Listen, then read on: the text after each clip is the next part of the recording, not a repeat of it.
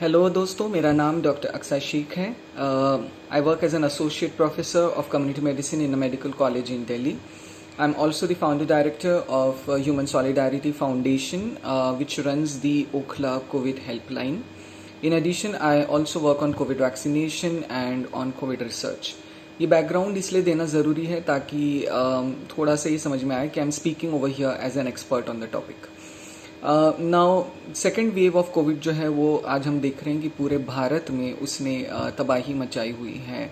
रोज़ 2 से 3 लाख नए केसेस निकल के आ रहे हैं और हज़ारों की तादाद में लोग जो हैं उनकी जानें जा रही हैं. उसी तरह हम देख रहे हैं in a lot of helplines on social media कि लोग बहुत ही ज़्यादा परेशान हैं. बेड्स अवेलेबल नहीं हैं, खासतौर से ऑक्सीजनेटेड बेड्स या आईसीयू बेड्स. उसके अलावा लोग जो हैं वो परेशान हैं ऑक्सीजन सप्लाईज के लिए, लोग परेशान हैं ड्रग्स के लिए. एंड जहाँ ड्रग्स की बात हो रही है तो लोग बिल्कुल परेशान की हद तक पहुंच चुके हैं, जहाँ तक ड्रग्स लाइक रेमडेसिविर, फैबीफ्लू, टोक्लिजुमैब या इन सारी दवाइयों के नाम आपने सुनी होंगे. उसी तरह आपको भी बहुत सारे मैसेजेस आए होंगे जिसमें लोग जो हैं वो प्लाज्मा डोनेशन के लिए रिक्वेस्ट कर रहे हैं. इसमें as a health care professional, as someone who has been working on covid for the last 1 year, let me tell you this कि a lot of research has been done on these drugs, on plasma also. और हमने ये देखा है कि जो plasma therapy है उसको देने से कोई फ़ायदा नहीं हुआ है. जी, आपने ठीक सुना. जो प्लाज्मा थेरेपी जो शायद आपके डॉक्टर लिख रहे हैं या जिसके लिए आप भी अपने डॉक्टर को शायद बोल रहे हो, उससे कोई इम्प्रूवमेंट नहीं होती है. ये एक हार्ड फैक्ट है, इसको हमको एक्सेप्ट करना होगा.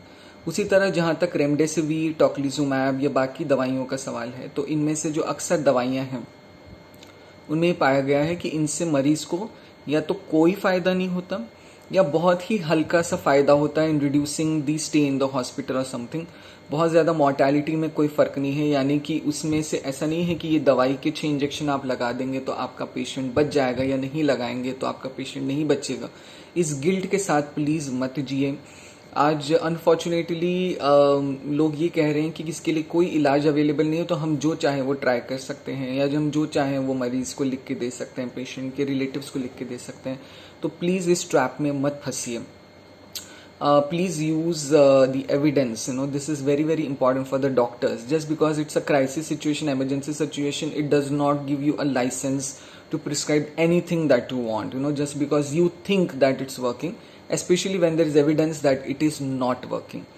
तो ये हमेशा मैं कहती हूँ कि ताली इसमें दोनों हाथों से बज रही है. इसमें डॉक्टर्स की तो दिक्कत है ही है, इसमें मरीजों की भी परेशानी है.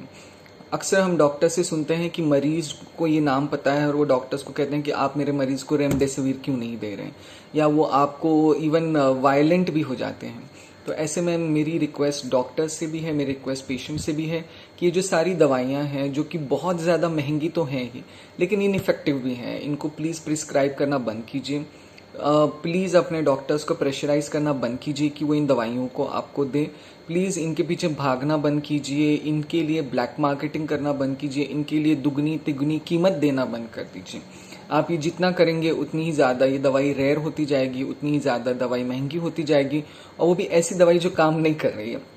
आज अगर हम किसी भी शायद छोटे बच्चे को भी पूछें कि बताइए कोविड का इलाज क्या है, तो वो रेमडेसिविर कहेगा, वो ऑक्सीजन नहीं कहेगा, वो एंटीकोएगुलेंट्स नहीं कहेगा, है ना, वो स्टीरॉइड्स नहीं कहेगा. वो इसलिए हो रहा है क्योंकि जो हम सुन रहे हैं आजकल व्हाट्सएप ग्रुप्स पर, ये उससे यही समझ में आ रहा है कि रेमडेसिविर एक रामबाण इलाज है, जबकि वो इफेक्टिव ही नहीं है. अब तक की स्टडीज़ में तो हम यही कह सकते हैं.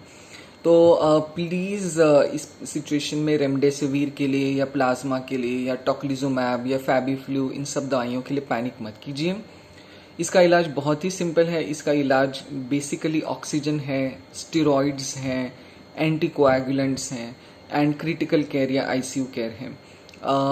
जहाँ तक हो सके माइल्ड केसेस में आपको ये कोशिश करनी है कि आप घर में ही रहें, अपना इलाज करें. हम ओखला कोविड हेल्पलाइन मैनेज कर रहे हैं जो ओखला के लोगों के लिए है, लेकिन ऑल ओवर इंडिया से हम इसमें कॉल ले सकते हैं. इसका नंबर है 9971736222. प्लीज़ इस नंबर पे कॉल कीजिए और हमारे डॉक्टर विद इन 1 hour आपसे बात करेंगे. वो आपको सही सलाह भी देंगे, उसको आप फॉलो कीजिए, घर पे रहिए, होम आइसोलेशन कीजिए. और साथ ही जो लोग अभी बीमार नहीं हैं, जिनके फैमिली मेम्बर्स में लोग बीमार नहीं हैं, उनसे रिक्वेस्ट है कि प्लीज़ वॉलंटरीली जो है बाहर जाना बंद कीजिए, वॉलंटरीली मास्क पहनिए। डोंट वेट कि कोई चालान काटेगा आपका तब आप मास्क पहनेंगे।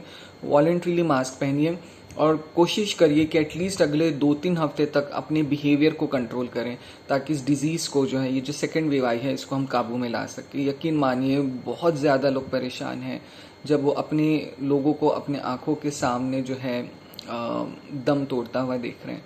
तो इसमें प्लीज़ आप हमारी मदद कीजिए, और मदद आप कर सकते हैं घर में रह के, मदद आप कर सकते हैं मिस इन्फॉर्मेशन को ना स्प्रेड करके, मदद आप कर सकते हैं खुद अपना ध्यान रख के।